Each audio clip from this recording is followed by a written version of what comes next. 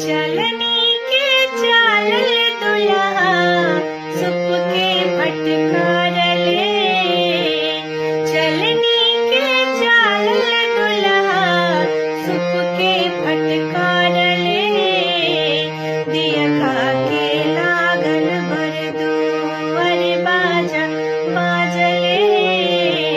दिया खा के लागल भर दुआर बाजा बाजले। दिया खा के लागल भर दो। आवा के पाकल दुल्हा झावा के झाड़ले। आवा के पाकल दुल्हा झावा के झाड़ले।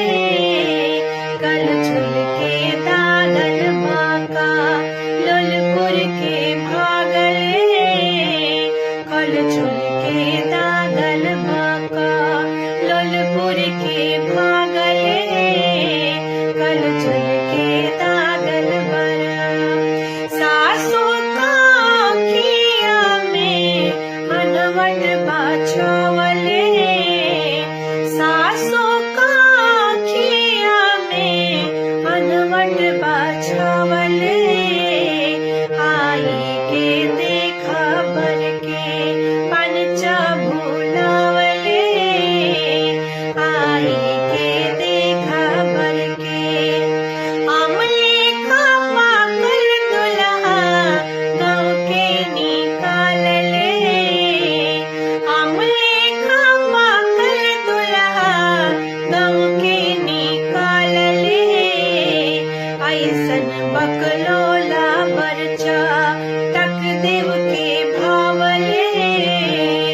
ऐसन बकलोला बरचा टक देव के भावले। ऐसन बकलोला मारा मौनी लगावल दुल्हा जमा पहिरावले। मौनी लगावल दुल्हा जमा पहिरावले।